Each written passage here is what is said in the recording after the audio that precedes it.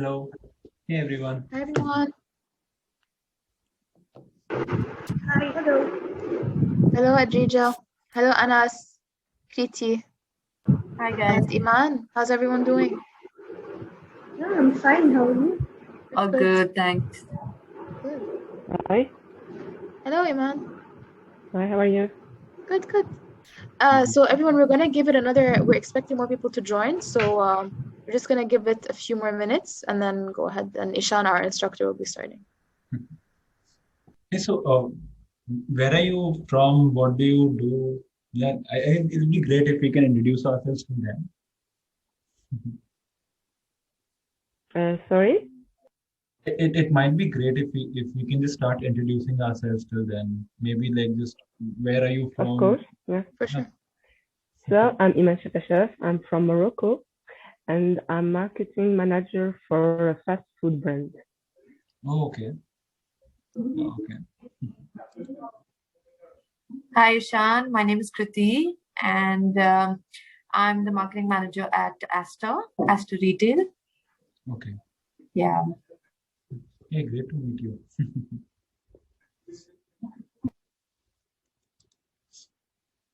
I guess we will wait for another 4 minutes before we start.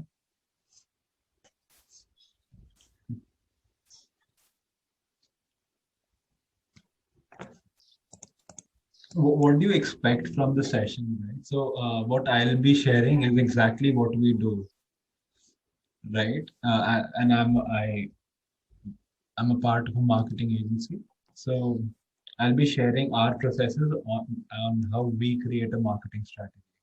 Since you already have experience with marketing, what do you exactly expect from the session, right? How would this be like a great session for you?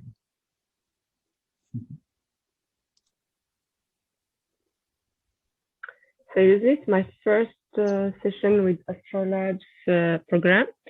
So I don't know how it works, what is the program, if it's interaction or not. So I received the link 20 minutes ago, so I wasn't prepared to have this session, but it's interesting each time to know new things. So. Yeah. Sure. Ishaan, do you want to debrief on like what the format is and everything? And I could chime in. Sure. So this is going to be a very, very hands-on session, right? We'll actually be creating a marketing strategy for Astrolabs. And I don't have any slides. We'll be just walking through a research document which we'll be preparing together. And then we'll be coming up with a marketing strategy together. And I'll be rushing through a couple of things because we need to finish it in 2 hours. We usually do this in over a week or two. Sometimes it takes us 4 weeks when we. Oh, right. So yeah, can you hear me now? Yeah. Cool. So this is the exact thing that we do with our clients. So we'll be creating that strategy document with each other, right? We'll be taking maybe insights from you guys, or I'll be contributing a little bit, and we'll create a very, very rough marketing strategy for Astrolabs. And this is not going to be like the purpose of the session is so that you or anyone who's new to marketing is able to either create a strategy themselves after the session, or if you already have experience with marketing, maybe we do something differently which you can maybe take something from. Does that make sense? Yeah. Makes sense, Ishaan. Yeah. And Iman, and just to echo on what Ishaan said, there was no homework required for this session. This session is for everyone who, once they join in, will kind of have the tools that they need within the session to actually do the work in the session. So I think on that front, it should be good. Yeah, okay, thank you. Sure. Okay, Ishaan, do you want to go ahead and just begin? And then people will just enter progressively, just because we're mindful of everyone else's time. Yeah? Yeah, sure. Cool. So, cool. So as I said, right, today we'll be creating a marketing strategy for Astrolabs. Now we'll be doing it from the perspective of an agency. That means it's going to be how someone external will do it. which means we really don't know anything about the company. Right? So we come in as an external person. We don't have any idea of how the company runs, who is a part of the company, and what has worked, what hasn't worked. And so we actually will be collecting all the information that is needed to be collected before we can make a strategy. We'll be doing the marketing research first. Then we'll be moving into just defining the positioning a little bit, and then we'll be building a proper strategy, right? And this is not going to be super. I'll make sure I brief you on everything on how things are done, but it's not going to be the strategy that we would have come up with if given 2 weeks, because we're doing it in 2 hours, right? So, and yes, our method has no fluff at all. So it's just like to the point, right? Something that's really, really implementable. Now, I'll just introduce myself briefly. I'm the founder of Spear Growth. We are a new marketing agency. We have amazing clients, an amazing team, and we have been getting pretty good results, and we're having a lot of fun, right? Till now, I've helped more than 25 companies with their marketing. I've trained a lot of people. I think over 2,000 people. I've led a marketing team at a unicorn startup, and I'm a really, really, really results oriented person, right? So for example, even in marketing, I specialize in either lead generation or revenue generation.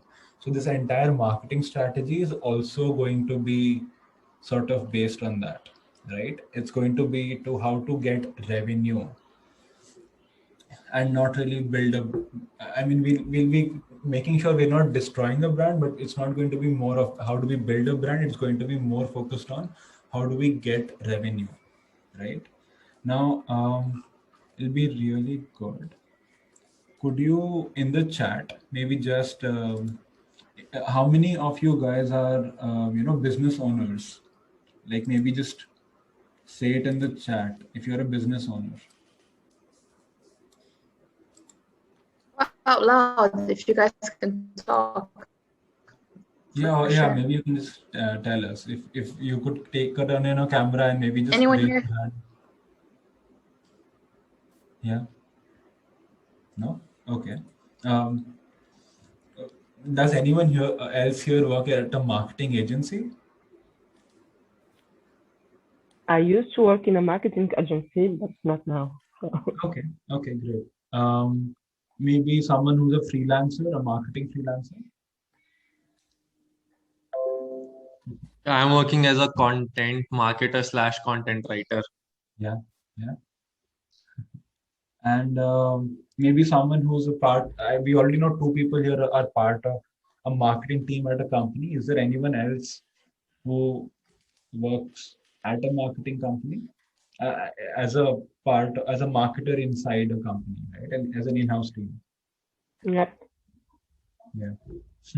Okay, cool. So, yeah, and are there any students here, right? Someone who's a student or not really has experience with marketing at the moment, and they want to, you want to really start off as a marketer.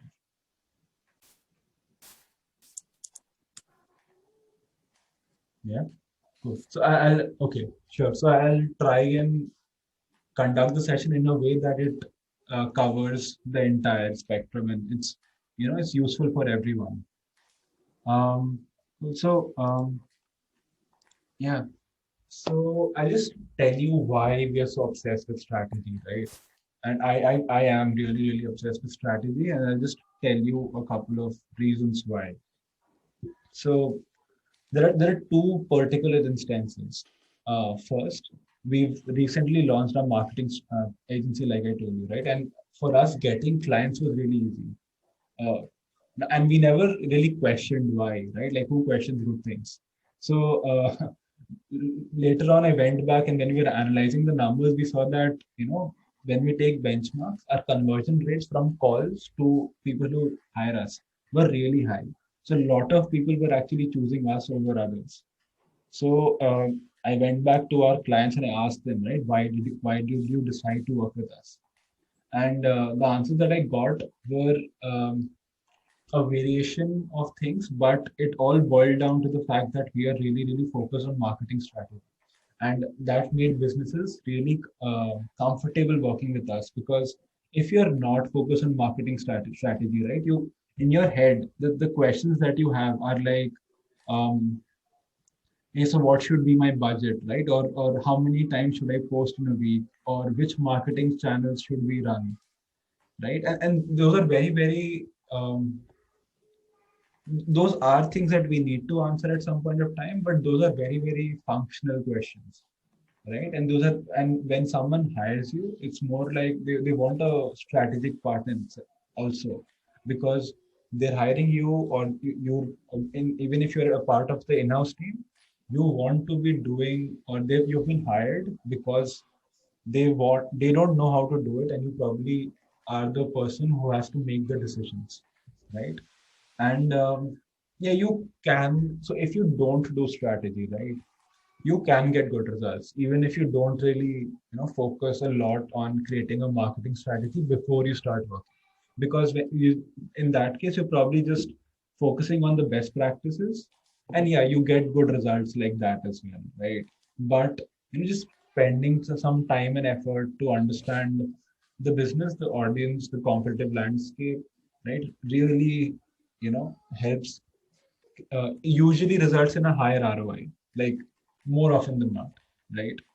So this was one thing. So the first point that I really want to make is, as a marketer, you need to speak to non-marketers, and strategy is usually that bridge.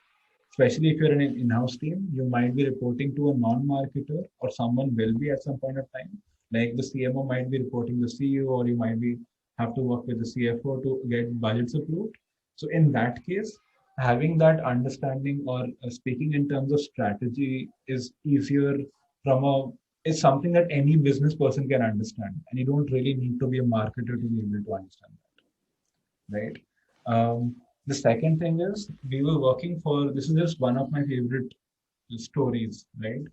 We were working for a education brand, and we changed their positioning after 3 or 4 months, and we almost immediately saw like a 30% increase in like ROI across everything. Like this was across all channels, and positioning is just how we talk about the brand.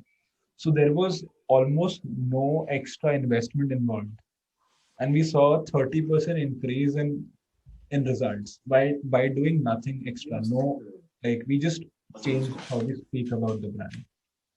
Now that to me is really, really, really exciting, right? I live for those things. So yeah, I think we just jump into how to create a strategy. Is everyone following till now? Is my voice clear? Before we get into it. Yeah, Ishaan, thank you. I think your voice is clear. If you could just be a little louder, that'd be great. Sure. Okay. Just 1 second. Is this better? Yes. Okay, cool. So I'll be using this. Cool.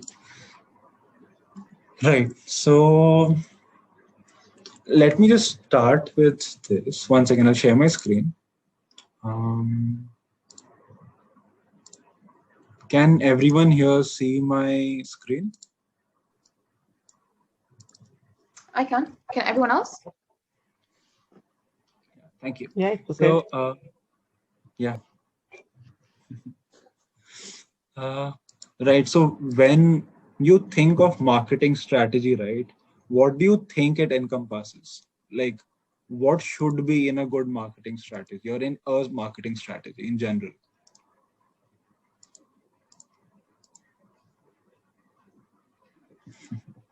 Channels. Channels, and first thing I think would be the goal. Anything else? Audience.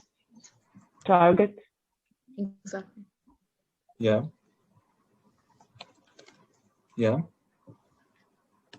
I'm also looking at the Surajit is saying research. Yeah.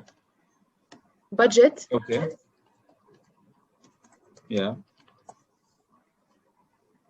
Cool. Is there anything else someone would like to add?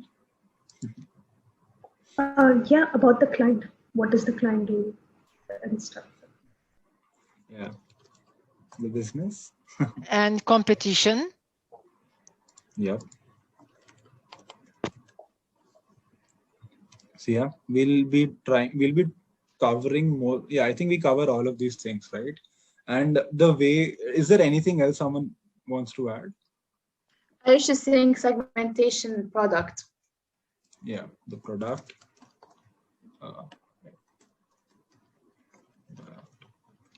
And Pakinam is saying persona. Okay, yeah, cool. So we'll be covering all of this in the next 1 hour 45 minutes. So how I have sort of structured this is basically we start with the business, right? And then we go into the goals, right? Channels and everything that's more execution worthy is at the last, right? We really understand the business first, the goal first. Then we try and understand the audience. Research is basically all of this, right? Just writing all of this down. We understand the competition.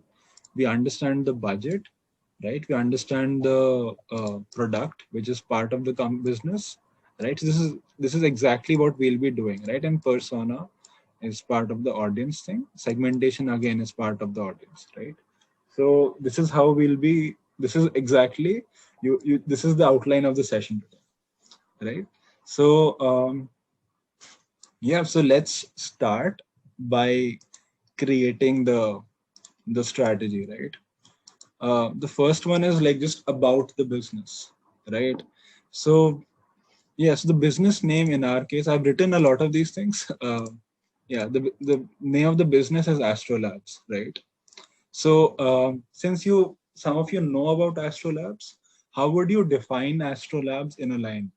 And so we are an external agency at this point, right? So this information either comes when we either ask the business, or we either take an interview with them, we take a meeting with them, or we just look around their website, we do our research on their web presence, and then we gather this information, right? So yeah, so how would you define Astrolabs in a line? Someone who doesn't work at Astrolabs, so that'll be great, right? So yeah. Anyone who knows anything. Or what you think it is. It doesn't have to be 100% correct, yeah. Just type it in. That's better. Creating a community through startups and trainings. Nice. Okay. Right. So yeah, does anyone else wants to give it a shot? Because understanding the business before we go into all of this is really, really important. I would have say a technology incubator in the Middle East.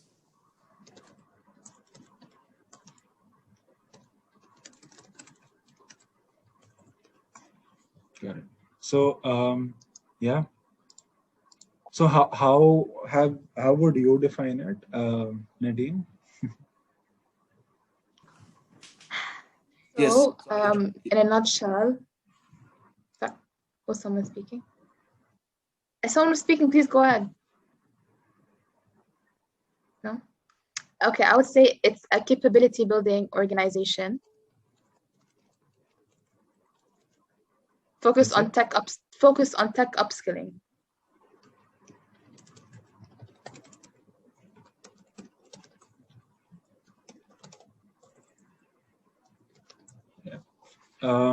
Right. So first we try and really figure out what the organization is in a line, right? Now, again, the purpose of this strategy document is, for example, if you have a team of 10 marketers, which is not uncommon, right? So this document will help everyone be in sync. Otherwise, there's a lot of back and forth, or one marketing channel has a different voice or is focusing on a different thing. So this line, the business in a line statement, is really, really, really important for this purpose, especially for this purpose, right? Again, I don't know the answer to this myself, like founded in. So we will just be going with, we usually try and create one of them. Sorry, 2013. Yes, if that helps. Yeah, cool. I don't want the real MRR. Don't worry. Yeah. So let's just take like a random MRR, right? Like a monthly recurring revenue that Astrolabs has. Just someone can just give a random guess, right? It does not need to be the real number. So when you're working on a company, we get the real number, but this is just a mock thing. So let's just pick a number, right? Any number.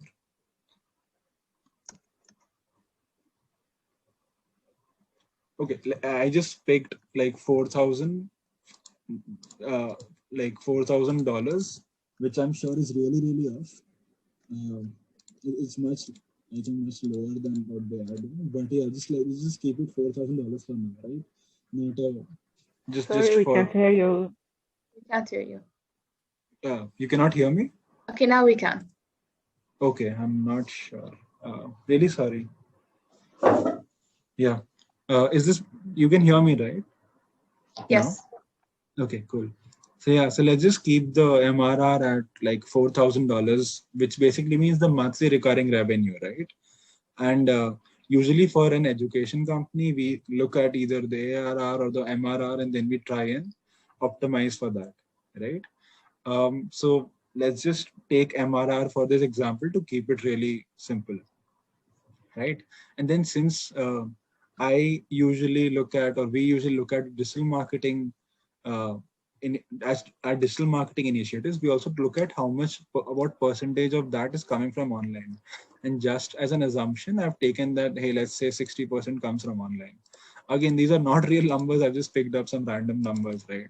But we have to do our research when we're doing this properly, right? And then for the team size, again, we just pick a, let's just say that they have 10 team members, right?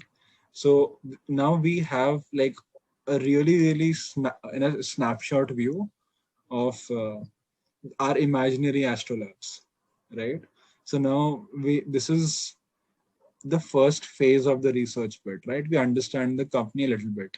Now, another thing that comes in this category itself is going to be the vision, right? What really is the vision of the company? And usually we have to ask the founders, and sometimes in some companies, everyone knows the vision of the company.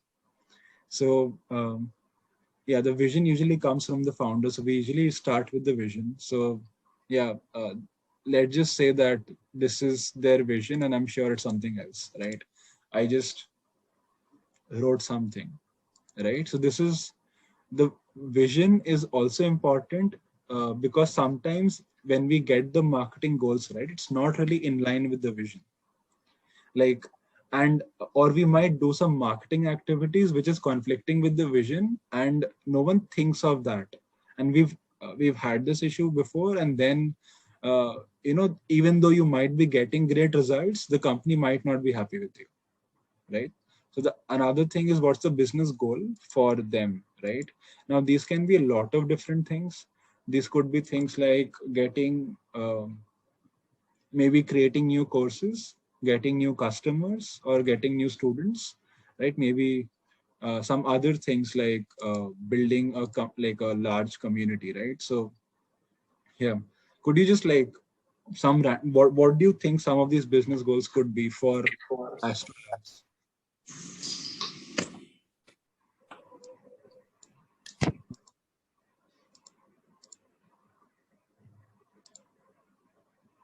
Oh, okay, sure. Is this better?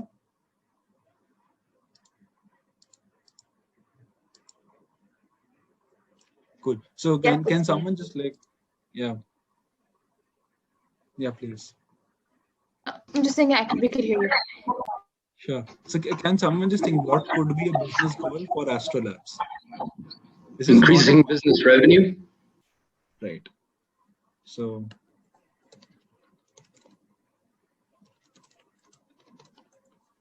just one sec. Yeah. Does anyone else want to add something?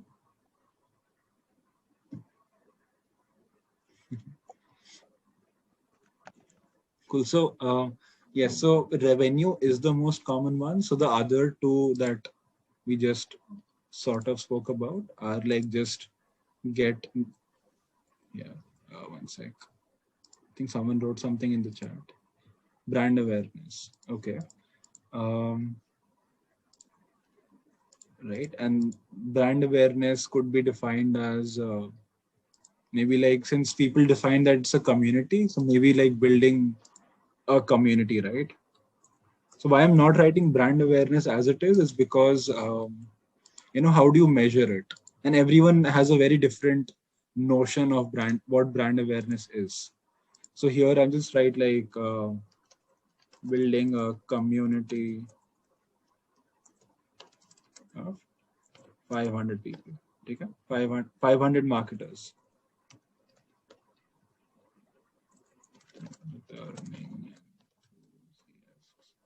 Right? Let's just say this, right? So these are some of their business goals, right? Now, these may or may not be able, we may or may not be able to achieve these through marketing, right? Now, but we need to really know these early on, right? Now, again, what's the client's goal for the business? Now, this is usually a very personal question. And these can be things like, they just want to, like this, usually we ask the founder these questions, right? So it's like a I thing, not a we thing, right? I want to make an impact in people's lives, or I want to be around amazing people, right? Or I want to build a legacy for myself. And these are real answers that I've gotten from my clients. I want to build a legacy for myself. So yeah, so let's just leave it at this for now, right? Now, business type. Does anyone want to say something? No? Okay. So I divide businesses into two parts, into two ways, right? I don't do B2B or B2C. I look at it as a marketing first or a sales first organization. Now, if someone can go and click purchase on the website, I call it a marketing first organization. If there is a long sales cycle where you have to talk to a salesperson, there's a large buying committee, and the sales process takes like 6 months to end, then I call it a sales first organization, right? And typically how you market to both of them varies a lot, right? Even the goals and everything varies a lot. So this is something that we really write down. For example, what do you think Astrolabs will be in this case? Do you think it's a sales first or a marketing first organization?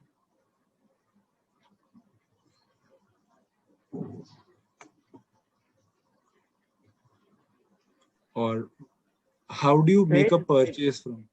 Yeah, please. Yeah.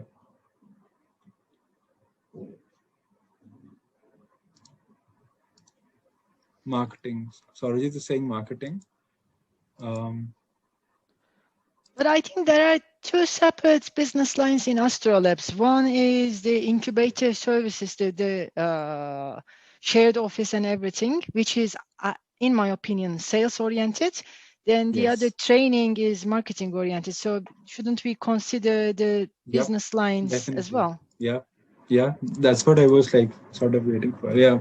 So actually a lot of businesses have both, right? And when we are creating a marketing strategy, sometimes we have to almost separate them out because these are very two different things, right? And just for this session, to keep things simple, I will be focusing on the marketing side or the training side of it. But yeah, we can also, there are like Astrolabs, a lot of businesses have both. Imane, did you have to say something? Yeah, I think marketing is a way to make more sense. So both of them. Yeah. So yeah.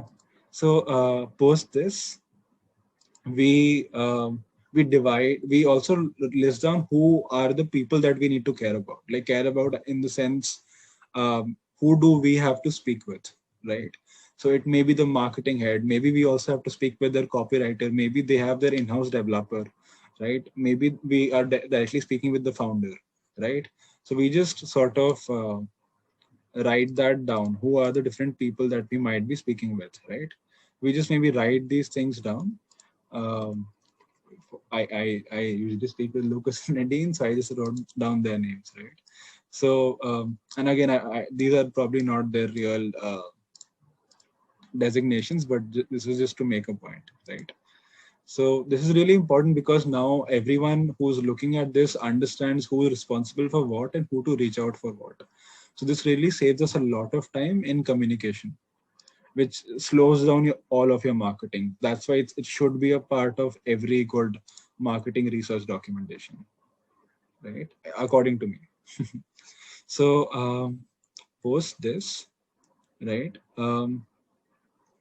So till now, we haven't really done anything. We've just gathered information, right? There's one more thing we have to sort of gather information from is basically what online assets do they have? And I say online because again, in this session, we are focusing on digital marketing strategy, just to keep things very simple, right? So usually they might have a website, YouTube, Facebook, right? A lot of LinkedIn pages and stuff like that, right? So again, so there'll be a lot of different people, or maybe the founder's LinkedIn profile, and there might be a lot of other employees whose LinkedIn profile is getting a lot of traction onto the business, right? So maybe all of that, right? So we just sort of write these things down, and we'll be skipping this for now. Here we just write down, for example, if it's a website, how many visitors does it have? It's a YouTube channel, how many subscribers does it have? So once we have this, now this really helps us. For example, if they already have a lot of subscribers, we definitely need to take that into account when we are creating a marketing strategy, right? Because they already have that in place. So again, we'll not think about what to do at the moment. We're just collecting information at this point, right? And we try to do that this as fast as possible. So once this has been done, does anyone have any doubts still here? Any questions?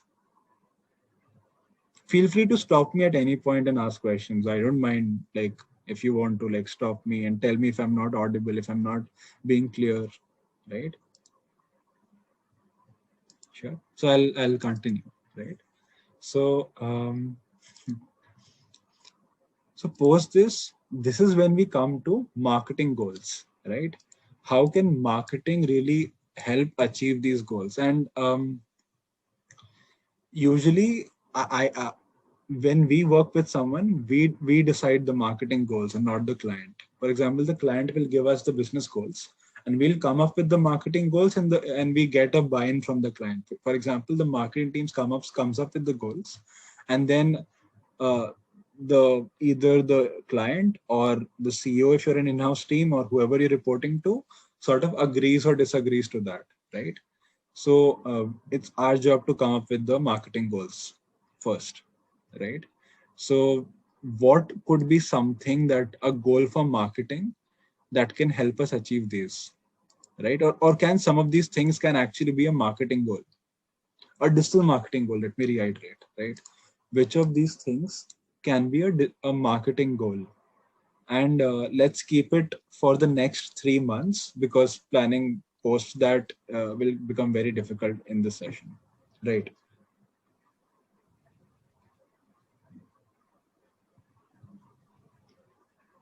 Ishaan, did you have something to say? Point.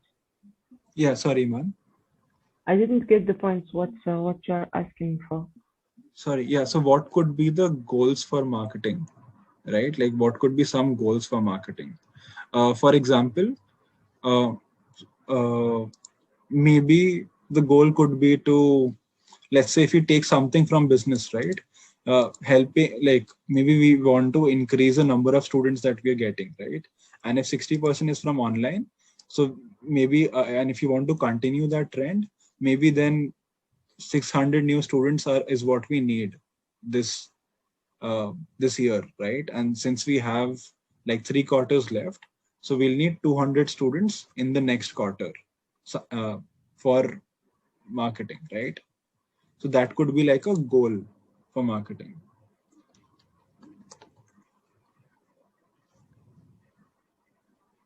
Right, so is there anything else that could be a goal for marketing? From just pick it from the business goals for now. something here that could be something that marketing can be responsible for. Since we assume 60% of the business is coming to web, we can just say increase the number of unique visitors to website, for instance. Yeah. Like 80% increase in unique visitors, something like that. Yeah. Just add that.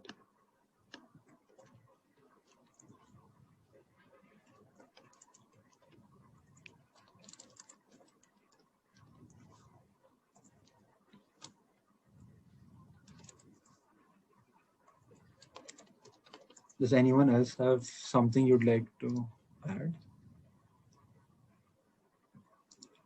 No? Cool. So, okay, so marketing goals could be a lot of different things, right? And just grazing on a few of these things, right? For example, I'll talk about a few. You probably know about the generic marketing goals. I'll just talk about a few which aren't that common, right? For example, let's say our customers think of us in a wrong way. Like, for example, no one really knows that we, let's say we actually, like, for example, when Nadine said they do tech upskilling, right? And I only knew they do marketing upskilling, right? So maybe, or maybe they just have been, they're placed wrongly in the customer's mind, right? So that could be a challenge that marketing has to solve, that, hey, people just think of us as something we are not. So how do we change that perception? Through the communication and the brand positioning. Yeah. So that can again be a goal of marketing, right? So there are a lot of other things. For example, I'll take a case study of a real example, right? So there's a company called Gong. If you are in B2B marketing, you've probably heard of them. So they do sales analytics, not relevant. So the category that people have put them in was really different. For example, in people's minds, everyone thought like all their competitors did something extremely different than what they were doing. So when someone came to them, they were comparing them to these competitors, and now so people thought that they were doing the wrong things, or they were doing something else other than what they were doing. So now they had to change their positioning, they had to change their competitors, or create a new category. Now this is called category creation itself, right? So this is another less known goal of marketing. Ranjit, did you have something to say? No? I'm sorry, I cannot hear you. No, nothing. I just... Sure. Yeah. Thanks. Yeah.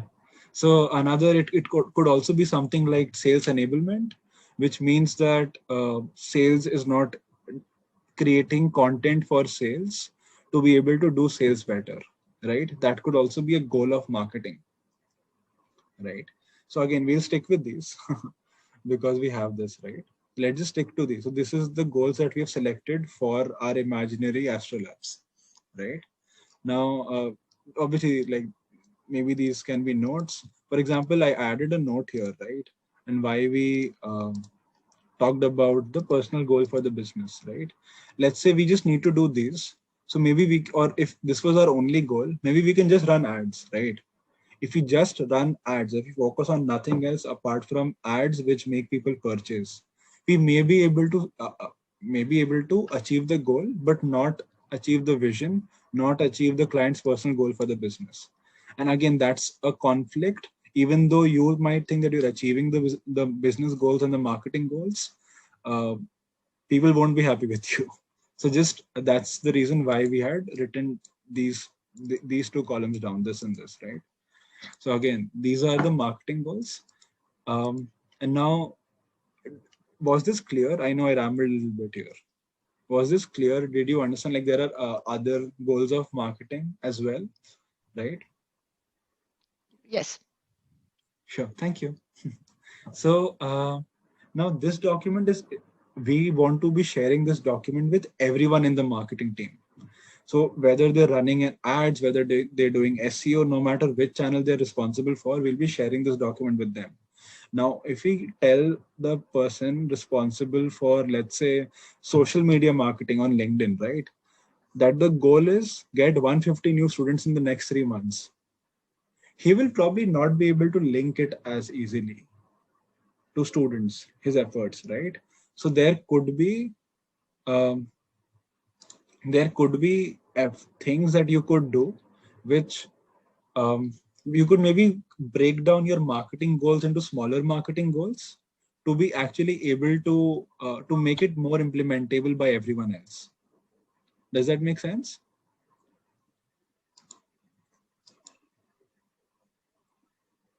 Yeah, Okay. makes sense. Yeah. Cool. I'll give some examples for this, right? For example, let's say we want students, right? And this is not that we can just read this and come up with secondary marketing goals. So it's not this linear. We usually have to look at past performance and then we'll come back and add secondary goals later on. So let's do that, right? Just one question here, Ishaan. So while setting smart goals, for example, here we have set up the target of 150 new students in like next 3 months. So if Astro Labs comes up to your agency and say we want 150 students, and you have no experience in working with a similar company in education or startup sector, how do you define the timelines if you don't have any prior experience in a similar niche? Okay. If you don't have experience, then how would you do this, right? How would you define a SMART goal? So if they have some trajectory of how things have been going, then you could maybe, goal setting is a lot about assumptions, right? And you get better at making assumptions with experience. A lot of people here have been doing this for a long time. So if I'm wrong, please feel free to call me out. But a lot of these things, goal setting is about, hey, this is what we can do by doing this. So if you have some amount of trajectory, you could sort of draw it out in front. Like, for example, what would happen if you didn't do anything? If you did not do anything new, what would happen? And then bump it up with your assumptions of what results will your efforts bring, right? I think for startups, since for example, if a startup is launched just 3 months back, I think it is important to have experienced people, because setting goals on assumptions, on just vague assumptions, would not lead to anywhere, right? So I think it's always better to have the goal setting is more of niche of experienced people to take care, especially for startups, because they have very less data to. I think when we talk about the budgeting, right, you might get a few more ideas how to do it then, right? It's the last section. So let's get to budgeting. No and get some idea there as well, right? So secondary goals could be like just get more email, increase email subscribers, because we've seen email is working really well, or we might have seen that the drop-off rates in cart is really high. So maybe a secondary marketing goals to get new students could be increase the conversion rate by X, right? Or it could be that, hey, most of our students are currently coming from LinkedIn. So now, hey, increase the online presence or the engagement that we're getting on LinkedIn by X, right? So all these could be like secondary marketing goals that lead to the primary marketing goals or the marketing goals, right? And now these are so actionable that even all the marketing channel owners will be able to look at them and work towards them, and they'll actually feel proud of that. Hey, yeah, I'm contributing to the large picture, right? And that's how they feel is also really important, right? Does this make sense? The secondary marketing goals, right? Just because we can now speed things up because the pace has been set. Cool. Yeah. So the offerings, right? I've just made up offerings to make it simple. I've just called offerings premium, starter, and career improvement just for the sake of simplicity, right? And then we also add a lot of things like how many of these are sold per month, what is the cost of these things. And then we also add these offerings in a line and maybe some notes on this, right? Just to understand the current trajectory and what we can do and the potential of these things, right? Similarly, we can also see what of these might have some amount of potential. Maybe we can see, hey, so the premium has a lot of potential. I've just written random stuff here, but because it's a really full service and it's the most useful thing and it's very unique. There's nothing else in the market, right? Something we could maybe just write down what has potential, so that when a channel owner looks at this, they're able to tag this to what they'll be doing in let's say for Google ads or Facebook ads or anything, right? So this, right, so in the research bit, right, we've done things till here. Now so this is everything that we'll be mapping out for the business and its goals. We've also taken down their online assets, right? Now we'll be looking at what has worked in the past. So now we'll be looking at what products or what offerings have worked, what channels have worked, if some particular campaign has worked, and if some special offer like a discount or something has worked, right? So we'll just be like sort of writing those things down, and this is again we have to like ask the company, and this could be like, hey, this is data just pulled from the last from here, right? It's just pulled from here. How have the products been selling? Which channel has been working? What are some notes on those channels, right? If we ran a marketing campaign saying something very particular, what was the campaign? How did it work? What results did it get? How effective was it, right? And again, some specific offers. Do you want me to deep dive into any of these things? Does anyone want me to deep dive on past performance?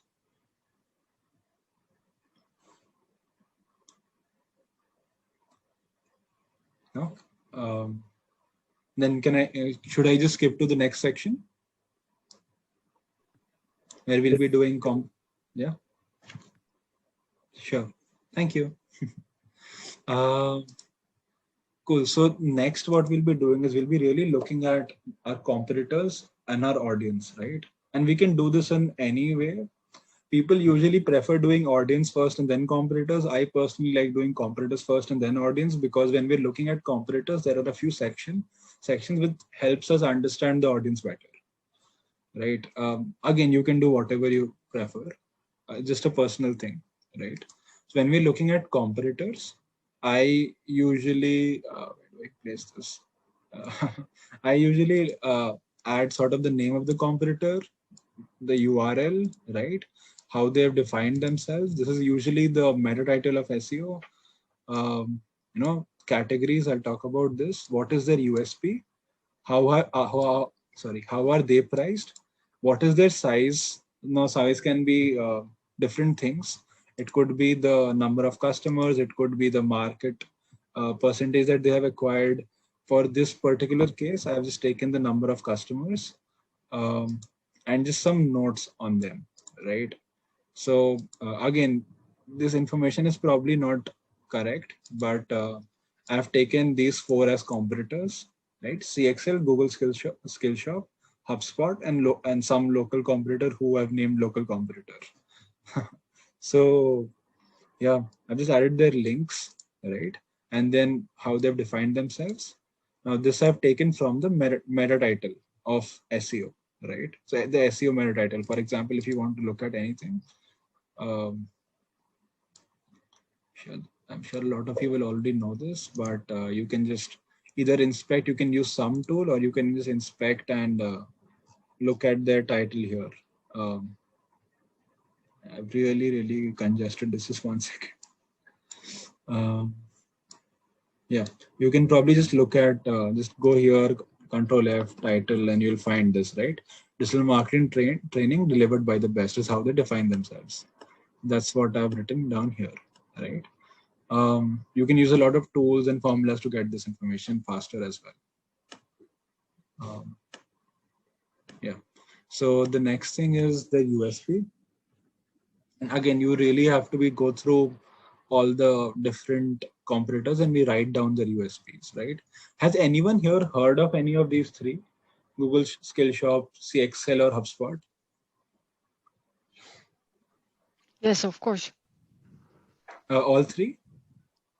No, the Google Skillshop and HubSpot only. Got it. Yeah. And me too. Got it. Yeah. So yeah, these are just some other companies that also, provide like marketing training, right? So yeah. So what I've done is then I personally prefer categorizing them either in a direct competitor, superset, subset, or indirect is how I categorize them. Now, a direct competitor is someone who does exactly what we do, right? They might do it in a different way, but they have the same audience, the same market, and yeah, they are a direct competitor, right? A subset is someone who does things who do a small part of the things that we do. I just call it a subset. A superset is someone who does everything that we do and they do more things, right? So I just call them a superset. And there's also a fourth one, which is really interesting, which is indirect, right? And indirect is the one that everyone skips. Now, for example, Astrolabs might be focusing on upskilling teams inside companies, right? Like if you're an internal team, they want to upskill you, right? So now there are other ways to upskill someone apart from a course. Could you think of some indirect competitors of Astrolabs training modules for companies, right? Some indirect competitors, like how else can you upskill people? They hire trainers for their company. Right. Yep. So trainers are an indirect competitor to Astrolabs, even though they're not a course company, right? Can you think of anything else? Yeah, Udemy. It's not an indirect competitor Udemy because it's still they still sell courses. So I'm looking for things that don't sell courses. There is the LinkedIn point. I don't know what's its name. Could you please repeat? Sorry. Blog. The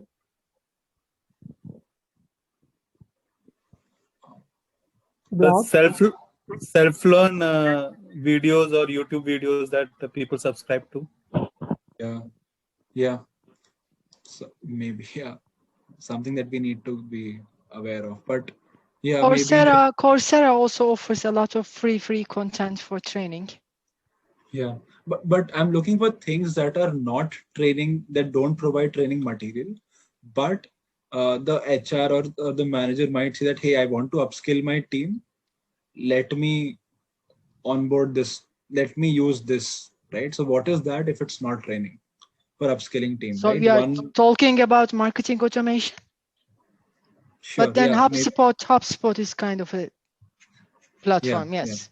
Yeah. So trainers is one, maybe consultants, right? And then apart from that, maybe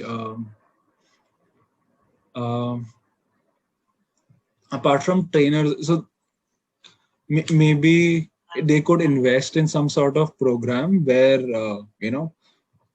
or a coach which who sort of enables cross company training, like our employees will teach others better. I haven't seen anything like this. It came up with that on spot. But yeah, so there could be some indirect competitors, right? I couldn't think of anything, but yeah, let's just write some trainer, right? We'll probably name this person, right? So trainer X, right? So he's also like an indirect competitor, and a lot of times companies just forget about them, and sometimes this is actually a major part of what they need to focus on, right? Again, so the rest of it is pretty self-explanatory. USP is the unique selling proposition. Why are they unique, right? And this helps us develop things about us and position us better, that hey, they are unique in these ways. How are we unique? How can we be different, right? maybe just look at them. What are they unique? And I have just written random stuff here. This is not really their USP. Just FYI. These are not really their costs. But yeah. So then just the price per course or something, right? The number of customers they have, and then just some notes that might help us to create, some actionable things about the companies, right? So is it sort of clear till here?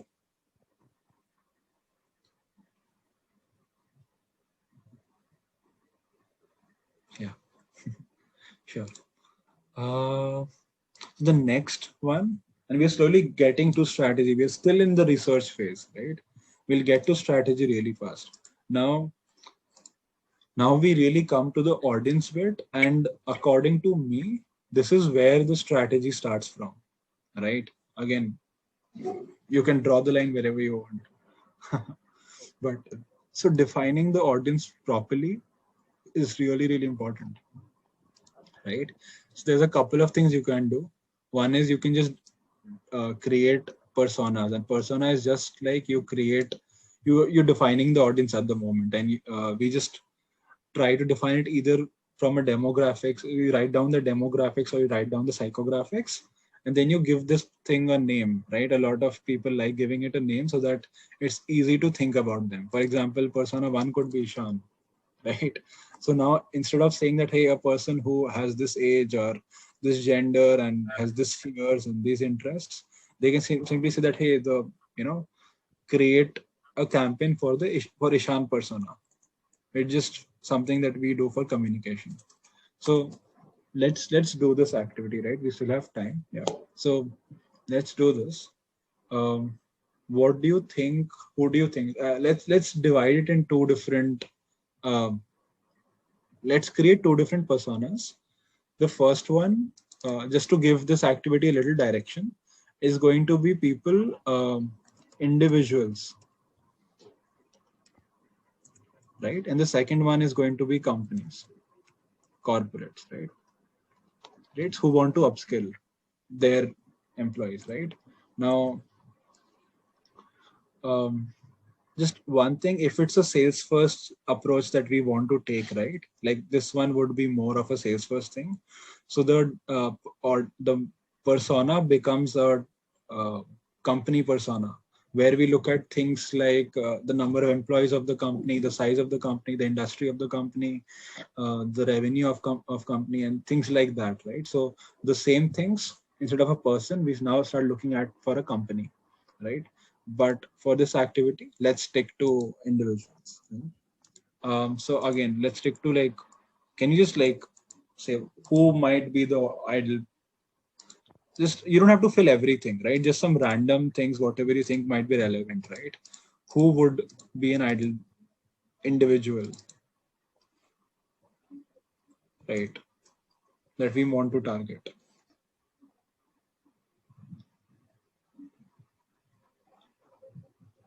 Anything. You can talk about their age, their gender, whatever is relevant. If it's not relevant, we can leave it out.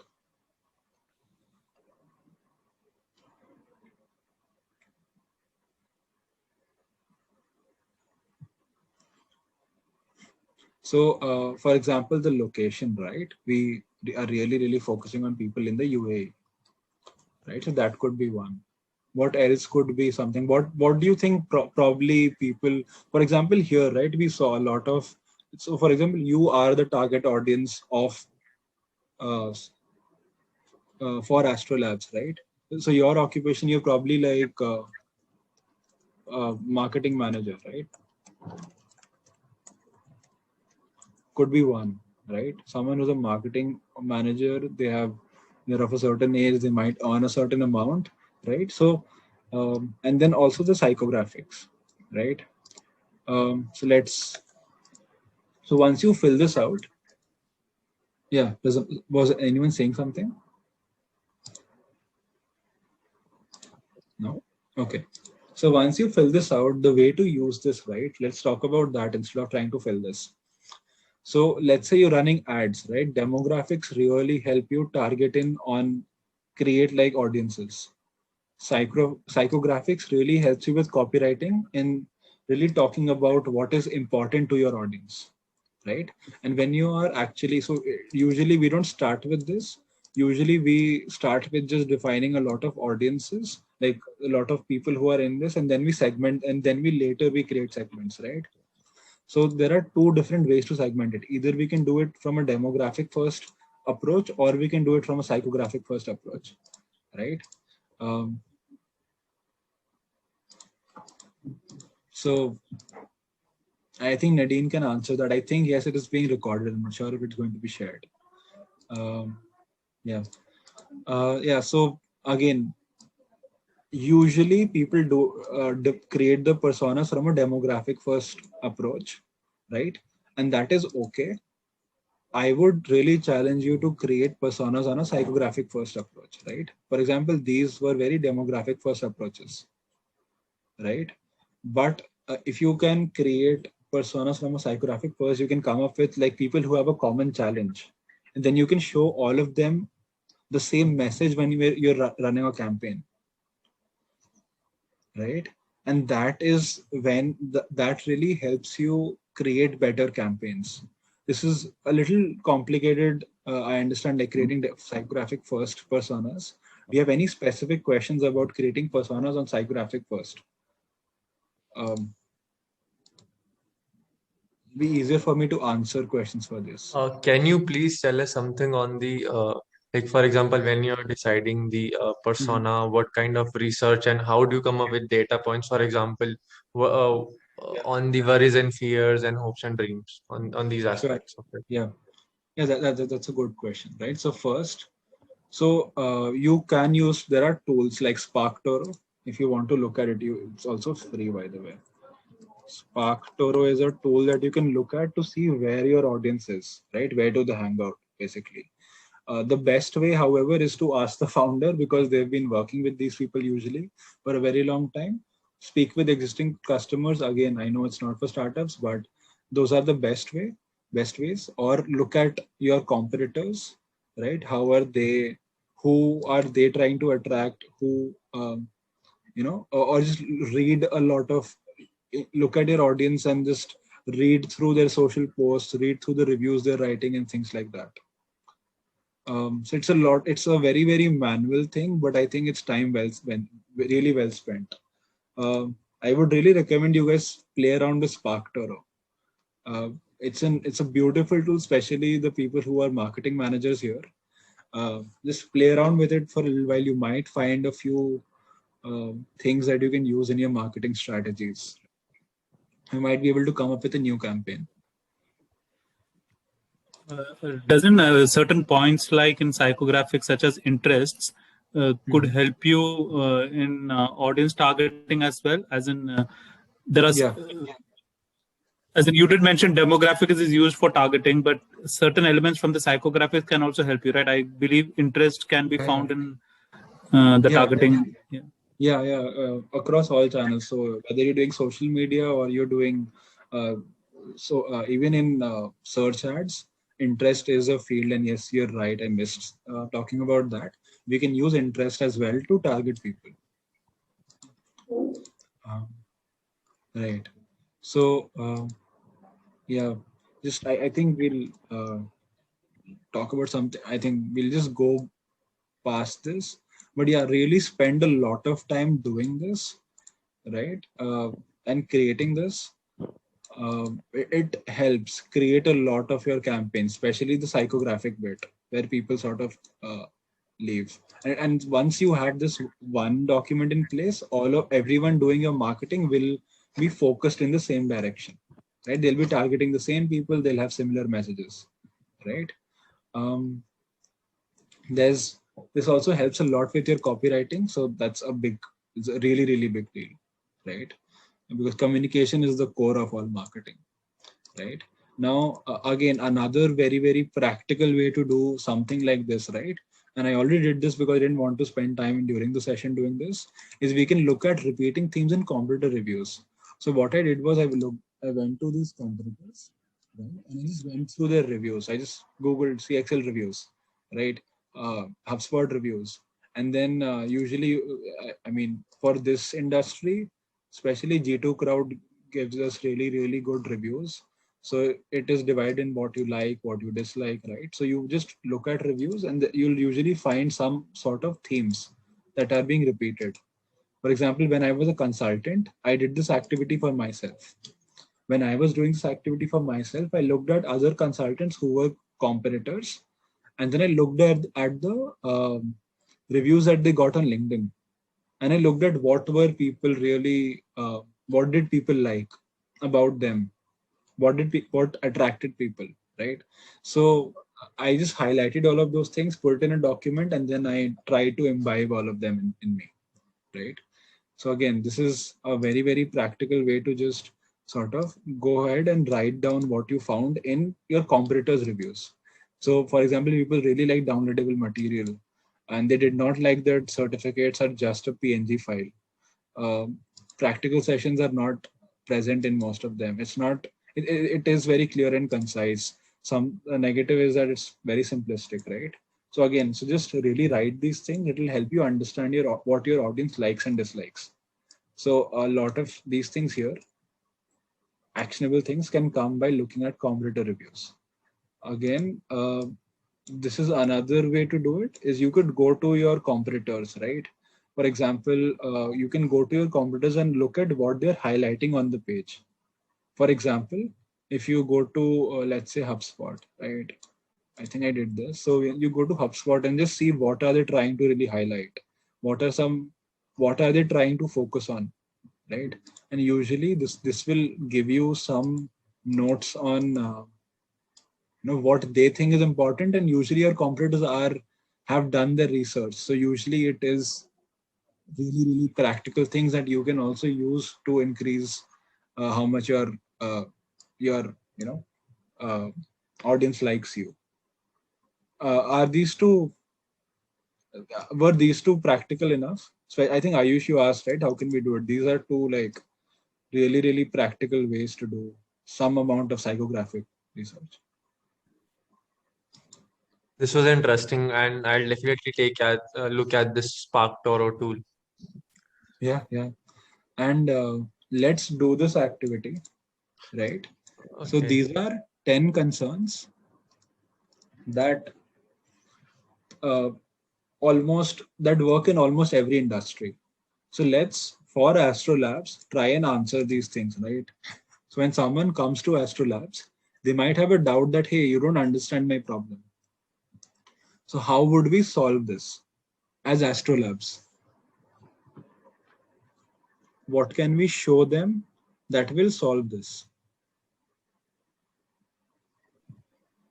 Testimonial.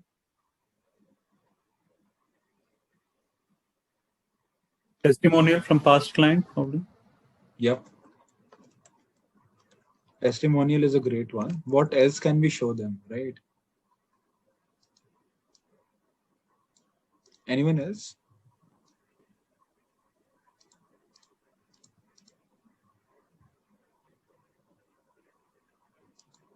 Can be a competent customer CX team, maybe. Could you please repeat? Sorry. A competent CX team, a competent customer representative. Yeah.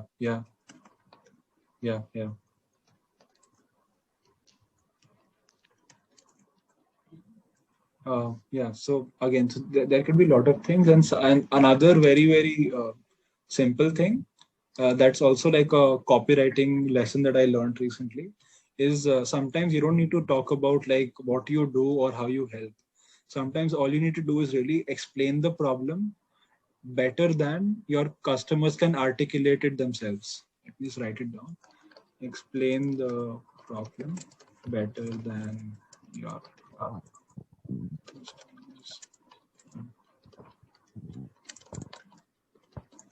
right? So this is another very, very good way to gain their trust that, hey, yes, he understands the problem, so, or they understand our problem, so they probably know how to solve it as well, right?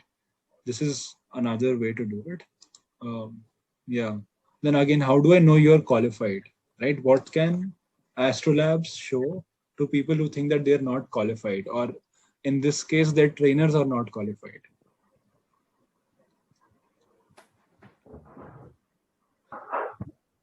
We can declare the past experiences, the certificates.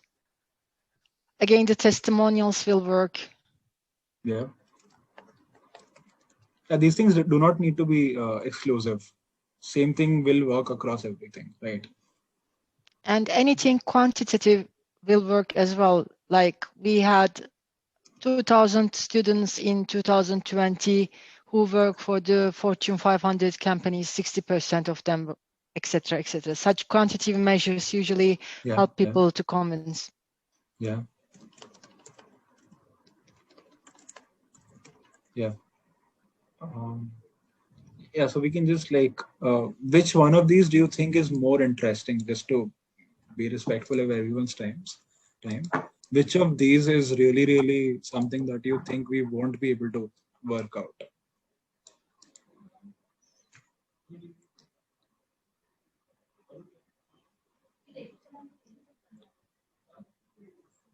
Review.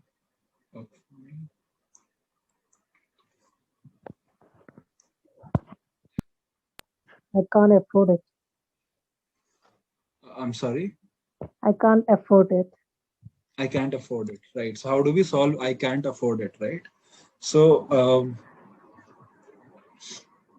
right. So usually what we do is we need to first figure out who are the people saying that they cannot afford it, right?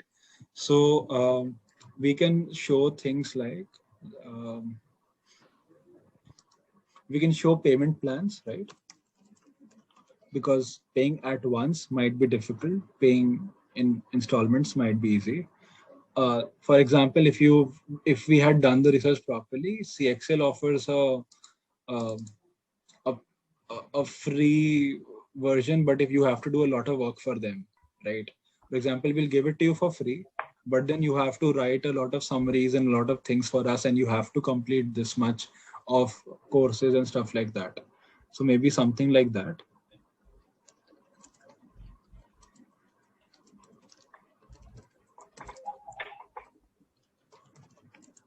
Can you think of anything else?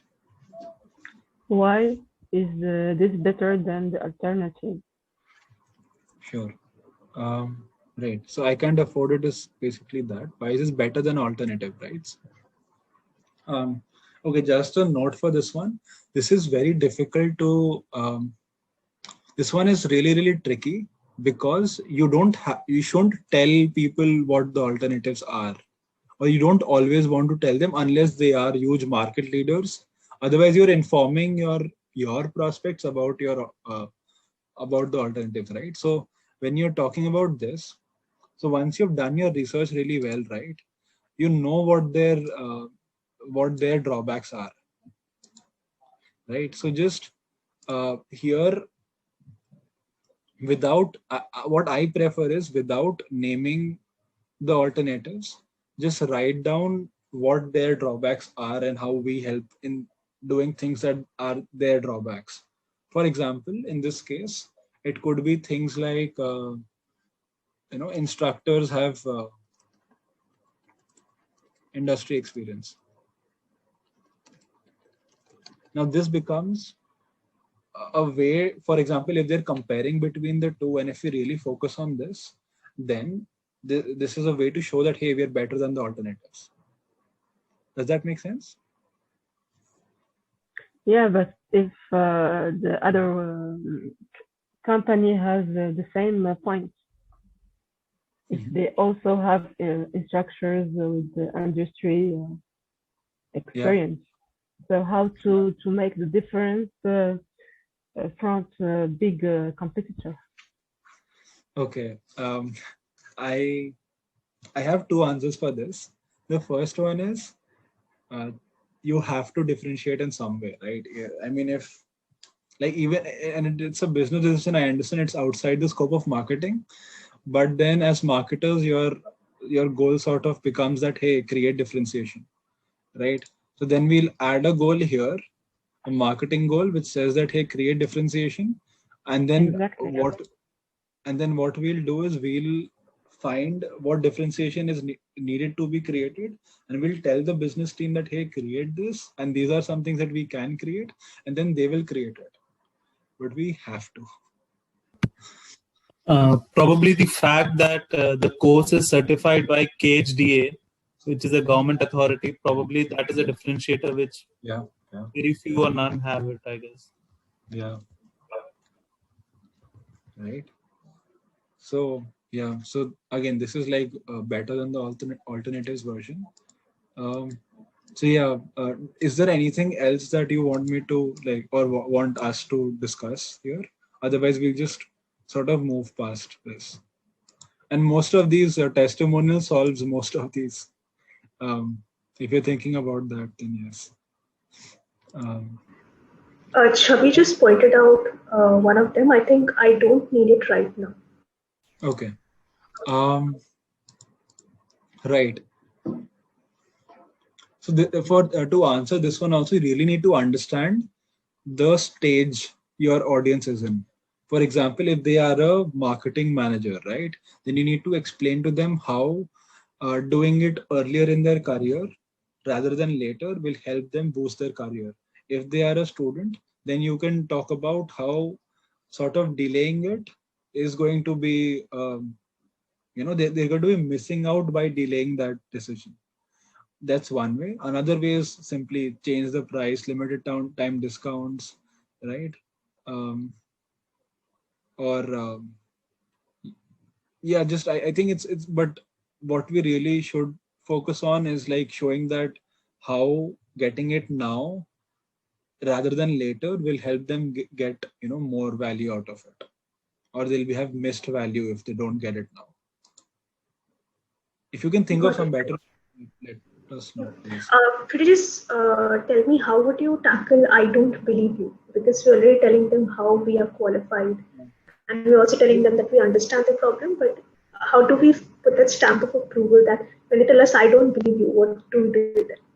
So again, these don't need to be exclusive. We can use the same things. We can still use the past experience certificates, testimonials, and everything that we discussed here to solve this. And we don't need to like have these questions in the landing page and answer these things. These are just things to make sure we aren't like, we don't have to use all of it, but it's good to have these things so that when you're creating a landing page, you're not missing things that because of which, or when you're creating your ads, you're not missing things because of which people are not converting later on. So coming back, so why is this exercise done? Where it needs to be featured in the landing page? Is that what you're saying? May I answer this right after I finish the positioning thing? There'll be a very good position to say where we'll be using this. So in short, we'll be using this in landing pages. We'll be using this in all marketing copy. We'll probably even be using this in ads, because we can show that if these are the concepts, for example, we can create funnels, right? For the first ad could be that, hey, there could be a lot of different funnels. The first ad could be something. For example, if someone has come to our, so these can be really good for remarketing ads. For example, if someone comes to our website, they haven't purchased from us, now they go somewhere else, and then we show them an ad talking about one of these concerns that we think is important and addressing that, because of which we think they might not have bought because they have this problem at them, or they thought this is what is stopping them from buying, right? So this could be another place. Does that answer your question? Yeah. I'll talk about landing page in depth post positioning, right? I know it's a long session. Please bear with me. I hope it's been interesting. If you have any questions, you want me to go faster, slower, let me know. Cool. Sure. Yeah. Right, positioning, right? This is something that I've learned from someone. I forgot their name. This is their framework, and I've made a little bit of tweak to it in positioning. So let me just talk about what positioning is. Does anyone here want to like tell me what you think positioning is? Because yeah.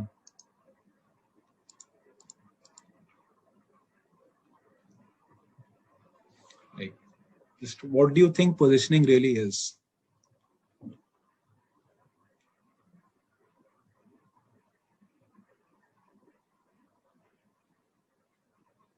someone said something in the chat. Yeah. Should I? Yeah, Ishaan. Positioning is where you put your company in the competition landscape and your target audience perception, actually, in terms of, it can be with the pricing, with your communication, with your messages, with your product range. Yeah. As we understand from the word itself, it's a relative position where you put your company all together.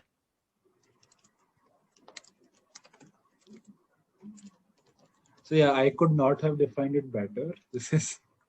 Yeah, I definitely could not have defined positioning better than Ishaan. If someone else has something else to add, please do. But this is exactly how I also think about positioning. And what is really important is you mentioned it in a very concise way, how you position your company in the competitive landscape and the audience's perception. These are actually the two important things that we also focus on using this process of coming up with a positioning, right? Does anyone else have any questions or things to add here for positioning? No? Cool. Let's do it, right? So there's like a 5-step process to get into positioning, right? So this is someone's framework. I forgot her name. I'll share it post the session maybe. So the first one is like, if you didn't exist, what would your customers use, right? So if Astrolabs did not exist, what would our customers use, right? And usually these answers are our competitors, but yeah, what would it be? So it could be direct or indirect competitors. It could be, right, a lot of that we discussed, right? So won't be repeating this, right? So just don't forget about indirect competitors here. It becomes increasingly important when you're doing positioning, right? In a lot of industries. So yeah, unique capabilities. So now here, what we want to be doing is that's what we did competitive research for, right? When we're doing this, we've made a lot of notes. We've written down the USPs, right? We might have added more columns to this. So in the positioning, what is something that we have and they don't? What is something that we have which most of our competitors don't?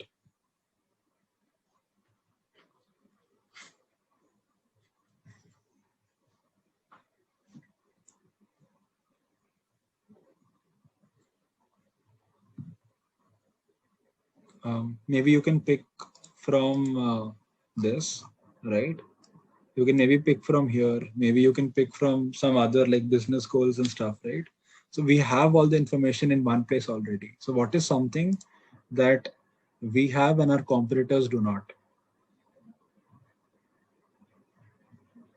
Most of our competitors. Point about the difference.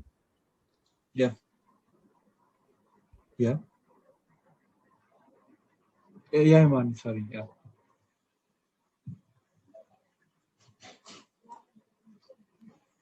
Our courses are not too simplistic, but at the same time, they are quite actionable in a way.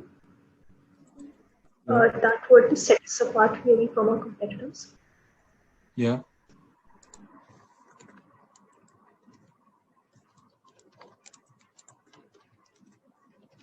Right.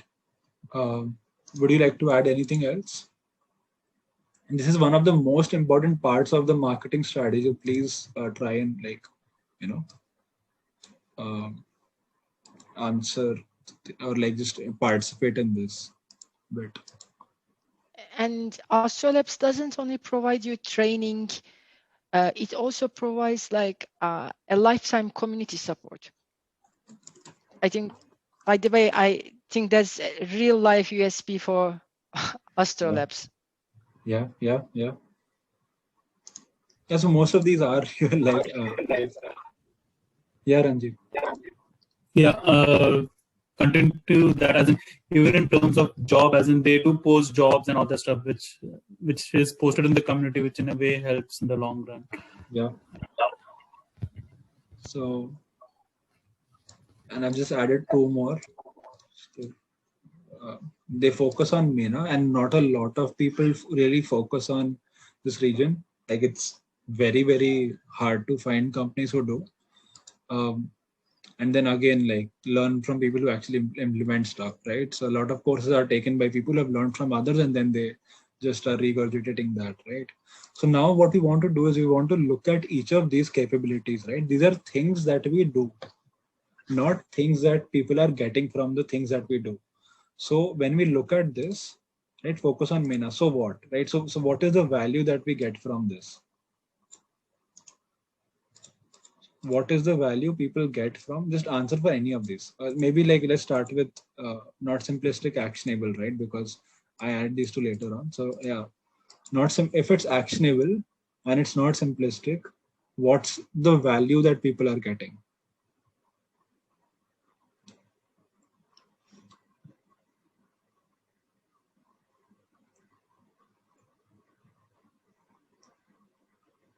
Okay, let me answer one first, right? So if it's not simplistic and it's actionable, post session, you can actually implement these things in your business or in your work, right?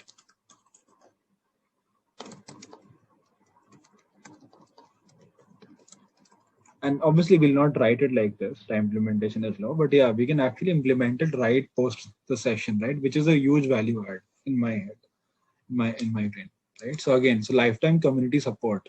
What is the value that people get from that? What's the benefit of this?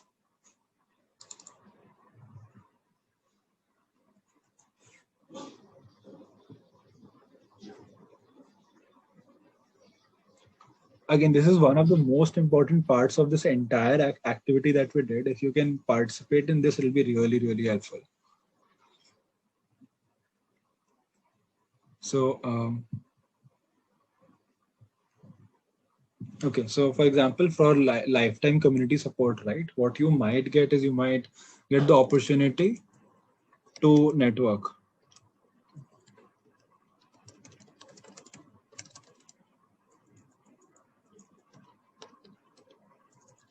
And I've written this for a reason. This is one, right? And then post jobs, what do you get from job post, right? So you might opportunity to get a job.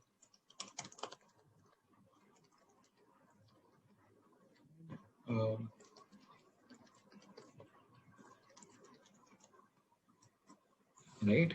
And then again, so yeah, let's just go with these, right? And then let's ask the question of so what for all of these things. So if the time to implementation is low, so what?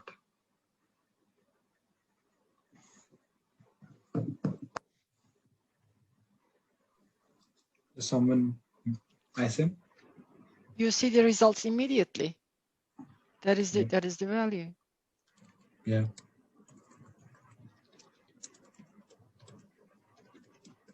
Right. So why this step has been added is because usually, when we're looking at value, we stop at here, right? But usually there's another layer which people value more than just this. So again, if you want to answer for any of this, or like the opportunity network, right? So what do you get from the opportunity to network?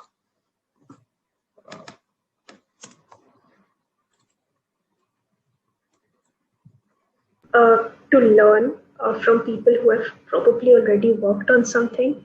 You get to collaborate with them. You might even, I don't know, start a new job. Who knows? Yeah. Right. So again, yeah, there can be a lot of things. We just want to go through the process once, right? Again, so opportunity to get employed, get to a better position. So what do they get through that?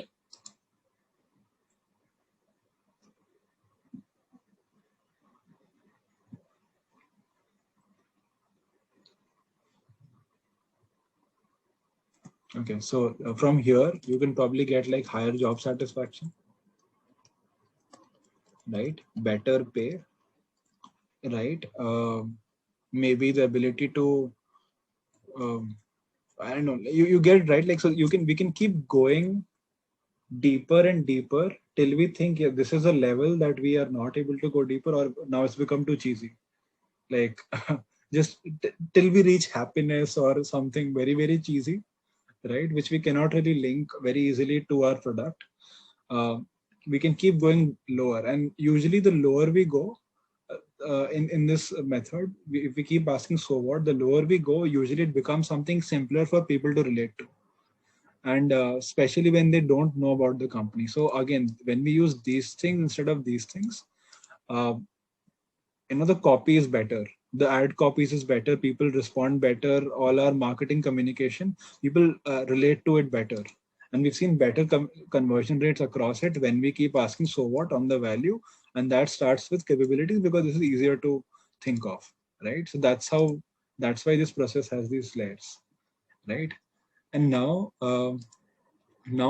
we again, so this is again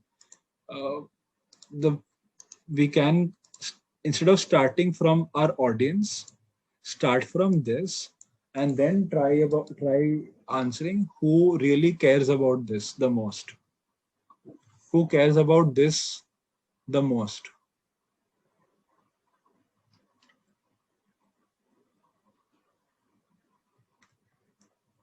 And at this point, you're not thinking of Astrolabs or anything large. You're thinking about these three things. Who cares about these three things the most?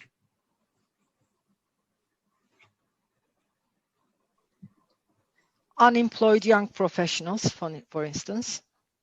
Yep.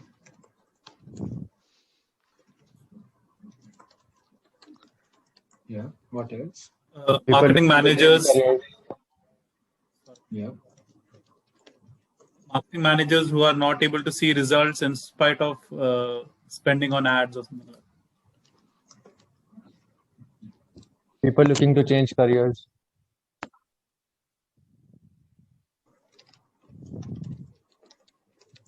Right. So this makes it much easier also. Again, this is not a linear path as much as I would like it to be. So now here you can, once you do this, you can always go back to your audience and you can fill this, you can change this again. You can now make different personas, right? So yeah, till here it was helpful, right? Like till the target customer, the positioning bit.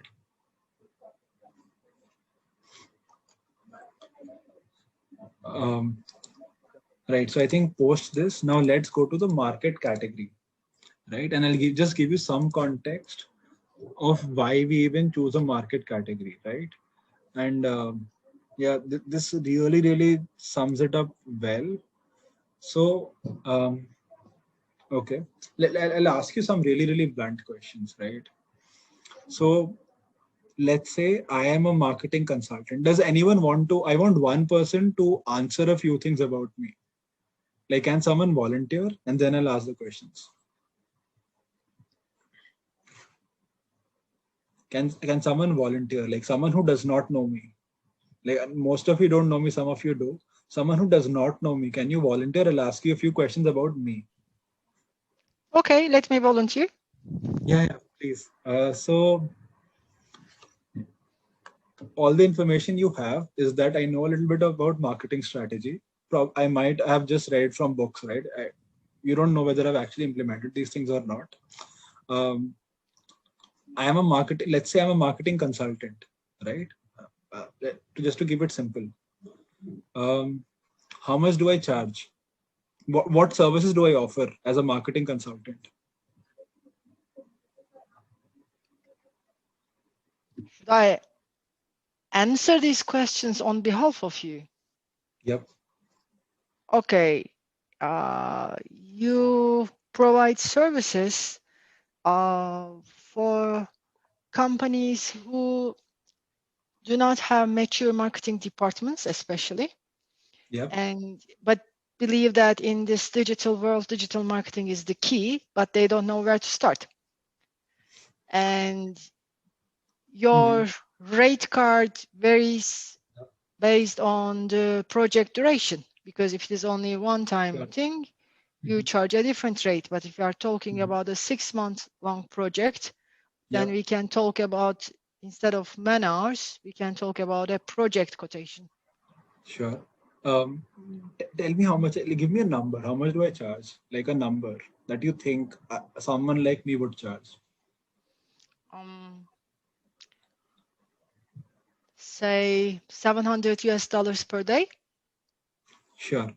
So I will not confirm, not deny all of that, but you were able to make assumptions about me, right? All you've seen is these things, and you were able to come up with a number, right? And so now this is what is really, really beautiful about these things, right? For example, when people come to your website or come to your or have the first interaction with you based on a lot of different things, they make assumptions about you. Exactly. This is like the best definition of person I've seen in a while, so I'm a little pumped. But they make these assumptions about you, and they have a certain perception of you, right? Now, based on that, you need to make sure that those perceptions are correct. If they are not, then you will, and these perceptions are made in the first 2-3 seconds.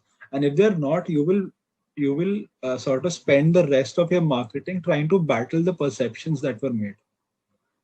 And a large part of these perceptions are usually made from who you think are similar companies to me, or who think are competitors, right? So similarly, if I ask you for Astrolabs, and I asked about myself and not Astrolabs, because you might have already seen Astrolabs, and how much do they charge and things like that.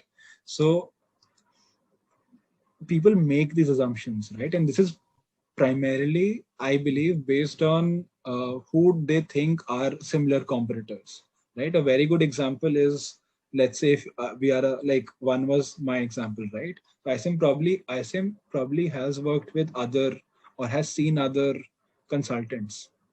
She has some perception of them. When I told her that I'm a marketing consultant and she knows that I work on strategy bit, now she had those two pieces of information and she could derive a lot of, actually the target audience that you selected for me was very, very accurate. So yeah, so that's one. And so people make these assumptions, and if you have to fight them, it's very difficult. So now what we're trying to do is, when we select a category is actually a group of companies. So it's you and your competitors. So that is the reason we select a market category in sort of positioning, right? So if I called myself a marketing consultant, that is my market category. Now I and all the other marketing consultants are in one category, right? So what would be the marketing is this clear? The market category and why we are even selecting market category? It can be maybe online courses or training online. Yeah. So what would be the market category for Astrolabs? Could you just maybe type it down? Education, yes. Sorry? Education. Okay. And this is going to be more communicative, right? As soon as you say education, you aren't able to make the right assumptions just on this. So I want you to go deeper on this. That education is not enough, probably. So yeah, so I am thinking of a lot of different things. Even schools and colleges come under education. So can you narrow it down a little bit? The category, can you narrow it down as much as possible?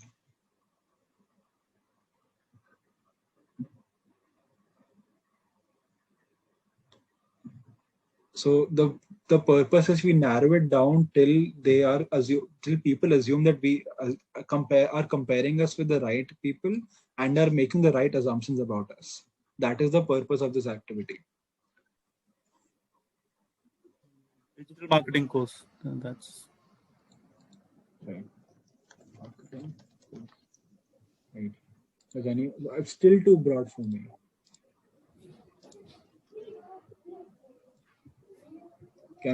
Because I'm still being able to compare ourselves with a lot of different things. Online training. Yeah, so training is little more clear than a course, because training says that marketing, maybe. Sorry?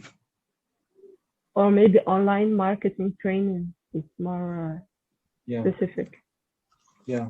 So I personally prefer training over course, because training says that there's going to be a person live, and we don't have to say that will be someone training, right?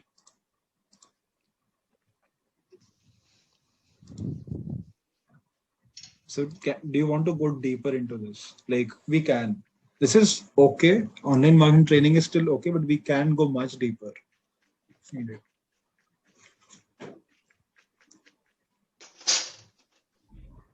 Maybe marketing community.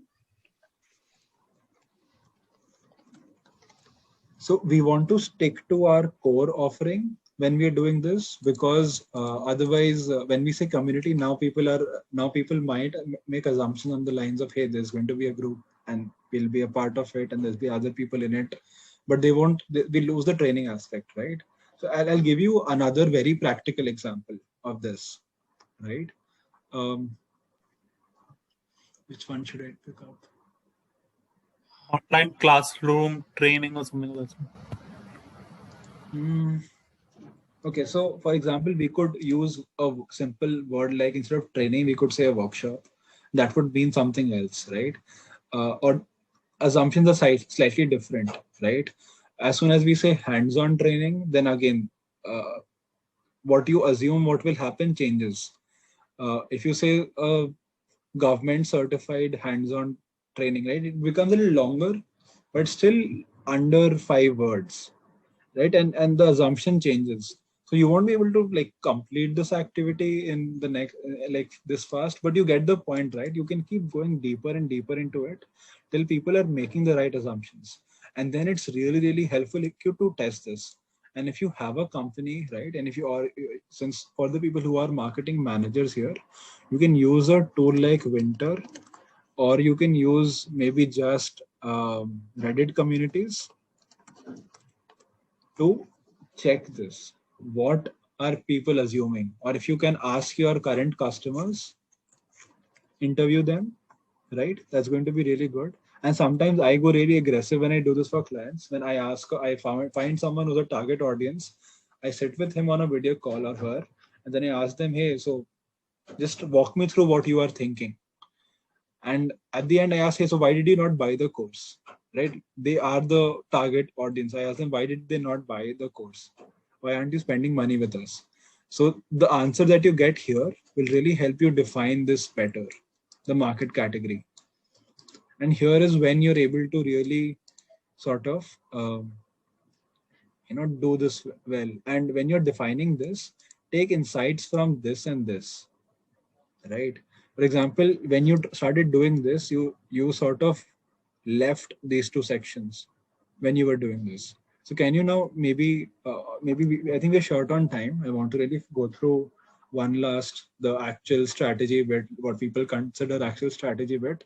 So I'll skip this for now, but when you're doing this the next time, right, please use these things that we get, right? So maybe a job, let's say our USP, it is not, but let's say USP is job, right? So having a marketing job incubator, we're not even telling people that we teach them anything. Let's just calling ourselves a marketing job incubator differentiates us from all the courses. It removes a lot of assumptions, and it may have fortified the right assumptions, right? I'm just giving you a very wild example, like just calling us, instead of a course or training, calling us a job incubator, which might not even mean anything, right? But it adds the right assumptions in people's minds, right? Are you sure this was this clear? So is the goal to achieve, come at a particular statement which would allow people not to assume our value? Is that the goal? As in, It should allow people to make the right assumptions. Okay. Right. For example, if they start comparing us with training, right, and someone has looked at a lot of Udemy courses, they might think that if they compare us with Udemy, then they'll think that, okay, so Udemy courses are like, priced at X amount. So they might have, an assumption in mind that, okay, that's the price point that they're thinking of. And when they look at the price point and it's different, now we have to fight against that assumption. It's a very difficult battle to win. Right. So we're trying to make sure everything starting from the price point to the value to what we are doing is correct. And using this, we can also leave out a lot of things. For example, if we say we are, again, I'm not saying it's the right positioning for them.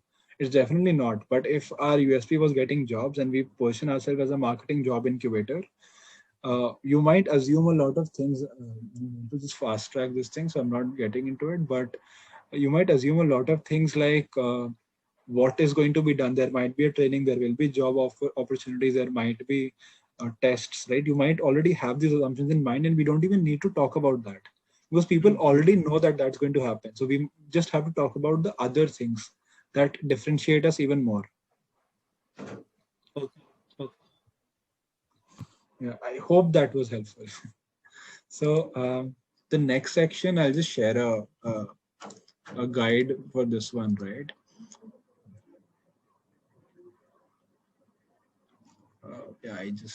This is a very good, you can also Google this. You can look at their guide, brand archetypes, right? And just figure out what's the voice of your brand. Yeah, they have, right? Just figure out what's the voice of your brand, which basically, if you look at this, it'll be really, really helpful. It'll help you understand that what things you can and cannot do. For example, a hero brand cannot really start talking about like intimate stuff, right? And they have some very good examples of hero brands and caregiver brands and ruler brands, right? So just maybe this article explains it better than we have time for me to explain. So maybe you can look at that, right? And you really use that in your, just one second, use that in your messaging, right?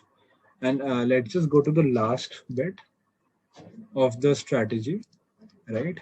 This is where we are actually doing, so we're doing the budgeting and the plan, right? And these are the things that take the least amount of time. So budgeting is very, very unique for every company. So but the two numbers that you want to get is the lifetime value of a customer and the target cost per acquisition. So lifetime value is how much would they pay you in their entire life. Or a better way to define it sometimes is if you acquire one customer, how much revenue will you earn? Because that way they might be referring other people, like you might have built your model in a way that people are referring a lot of other people. In that case, the lifetime value of an acquisition is a better thing to look at, right? As soon as you acquire a customer, how much revenue will your company be able to make? The second one is the cost per acquisition. So how much money do you have to spend to acquire a customer, right? And again, you have to look at a lot of things for this, the budget, and like the cost and stuff. And there's one point that you want to get when you start launching or when you're starting marketing initiatives. You have to look at something that is called point of unlimited marketing budget, where you're able to get a lot more revenue than you're able to spend, than the money that you spend, right? So at that point, marketing is essentially paying for itself. Until you can maintain that balance, you can keep spending more money on marketing, right? So budgeting is it's a very, very, once you start doing it, it'll be much easier to do. But really just look at the LTV, CPA, right? Just find out these two values for yourself. There are too many moving parts to make this useful for me to go into. Once you have those two numbers, try and get to this point in the first phase of your marketing, the point of unlimited budget, and then you'll be able to expand from there, right? Yeah, it'll be much more helpful if you just try and figure these out for your own companies when you're doing it, because if I pick a certain company, it's not that helpful. Right, and just the plan, right? Again, so we'll create a rough plan at this point, but I really want you to be focusing on these things. Figure out what the quick wins are. Quick wins are things that if you put just a little bit of effort into, you'll get a lot of results back, right? So, or it's very, it's very easy to get results from quick wins. For example, you might already have a very large email list that you have never emailed. So a quick win would be to start using that, right? Or so yeah, does anyone else want to contribute to a few other things that might be quick wins for, or maybe you already have a large customer base and you've never asked for a referral, right? So quick wins don't necessarily need to be repeatable, but they need to be very quick win, right? If you have any questions, please stop me and ask, right? Second thing that you want to focus on is what's already working. So what that would encapsulate is when you're looking at the past performance of things, whatever, if something is already working, double down on it, right? If ads are already giving 5 ROS, keep increasing the budget on that, right? Instead of trying out new things and having fun with that, right? Third thing that you need to look at is like short-term and long-term marketing plans. So again, this is how I look at things, right? And these things can be plans can be really, really complicated. Again, budgets can be very, very complicated. But let's just draft the simplest version of that to make it actionable at the moment, right? So the rest of this thing is actually what will help you with the strategy the most. These things, the budgeting and plan, are very, very are too customizable, right? For example, when you're looking at the short-term things, you might want to look at things like you might want to consider some specific marketing channels. For example, let's say ads, right? Ads, right? So all ads usually give results really fast, get us results really fast. Long-term could be building an email list, which is basically all earned media, which means like email lists, right? Or social media, SEO, right? So these things are basically some long-term marketing strategies that you can look at, right? And then when you're looking at these things, I want you to look at how fast you will get the results. When you post this, once you have done this, implement that. If you still have time, look at short-term and long-term things. When looking at short-term things, look at what these are, right? What you think, again, you need a little bit of experience for this, but what is the chance of success?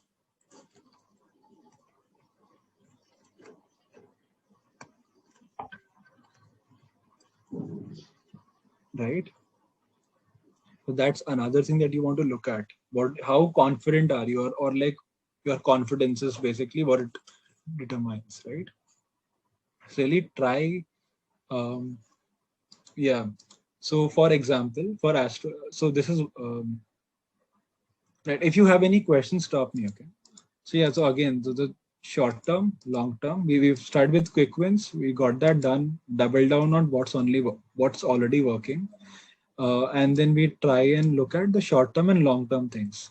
Short-term things, when we have short-term things, we can look at like what is the chance of success. And then we look at, if you haven't done this before, you can also look at industry benchmarks, right? Using that, you can look at, hey, what can you expect, right? So set expectations or targets. Right? Once you have done this, then I always prefer running a pilot first. Now, marketing pilot, which basically means that run it with a short budget, try out a few things, right? try out like pick three marketing channels, try them out. Wherever you see the success, now it falls under this category, and now you can scale it up, right? Now, yeah. So these can look very, very different, but this is the order that you want to be thinking, and keep, when you start writing things down in this order, at the end, what you get is a decent enough marketing plan to start things with. And then once you have some history, you can then start things with, you can then look at the history of things that has worked and then really build on that. Does that make sense? Do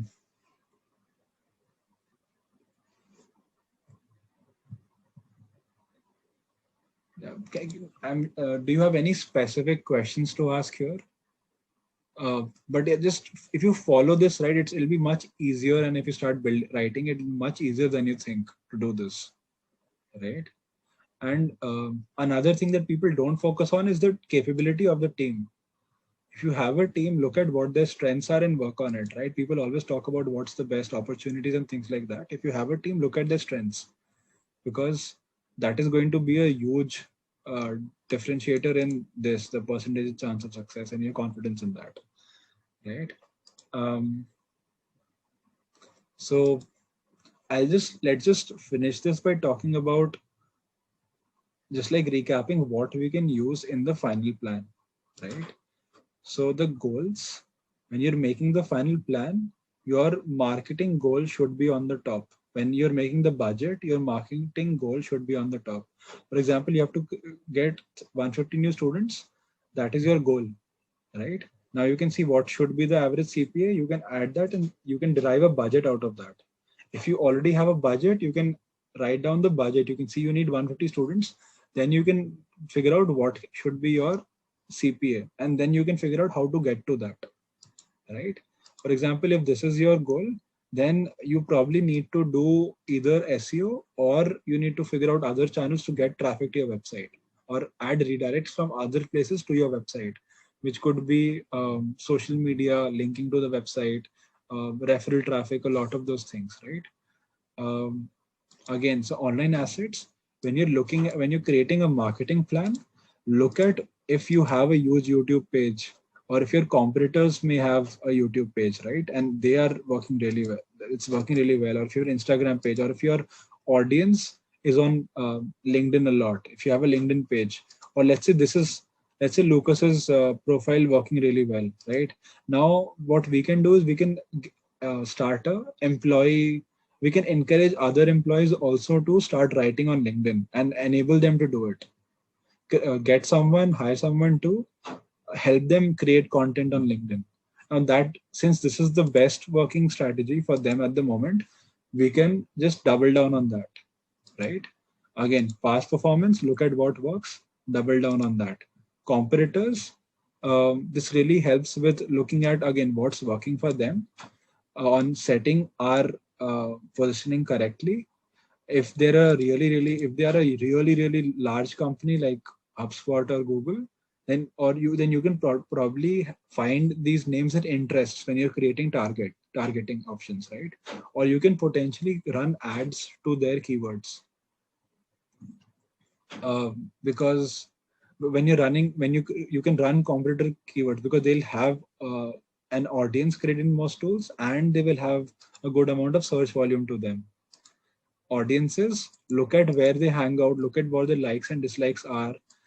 You can use that in copy, right? Again, income, based on the income and the disposable income, you can figure out the disposable income. You can figure out how to price your products, right? Again, yeah, a lot of these things will help you figure out where they hang out. Again, for your copy, for your marketing copy, right? And I'll get to this. I talked about that, right? So positioning, we talked about this in depth. Voice, just figure out your brand voice, stick to that. Yeah, budgeting, to figure out primarily the CPA, what to hit, and then to be able to hit that, what kind of plan do you create, right?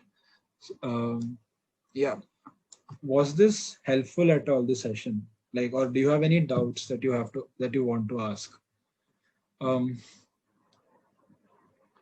I think that's everything that I have to share at this point. Was there, like, could you just give me some feedback on what do you think I should have elaborated more on maybe, or what was your favorite section or section, sorry, right? What was helpful, what was implementable? Yeah.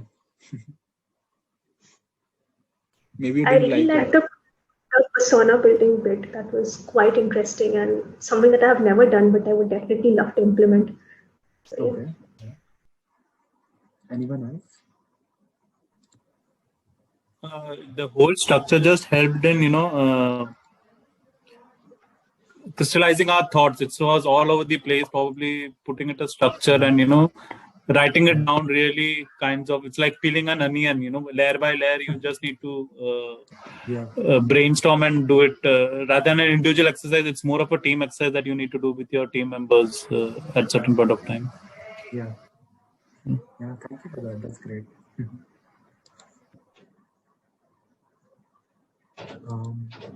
Yeah, I guess that's it.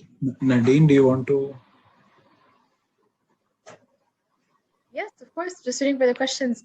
Thanks, Ishaan, for that. I personally really enjoyed how practical it was on a personal level. I hope people feel the same way as well. And thank you everyone for taking the time to joining this, 2 hours of your day. We really appreciate it. So thank you for trusting us with your time. Ishaan, thank you again. And I think that just wraps out the session. So sorry, you guys can hear some sounds, but basically I sent out a survey. It's just a 2-minute survey. If you could all just take 2 minutes of your time, if you could have 2 minutes of your time where you could fill out the survey, tell us give us your feedback, what we could do better, what you enjoyed, and that's pretty much it. And we hope to see you soon. Yeah. Thank you, Ishaan. Thanks, everyone. Have a Ishaan, great day. thank you very much for your patience and time. Thank you, everyone. Thank you for your Bye. feedback. Thank you very much. Yeah, thank you. Bye. Bye. Bye.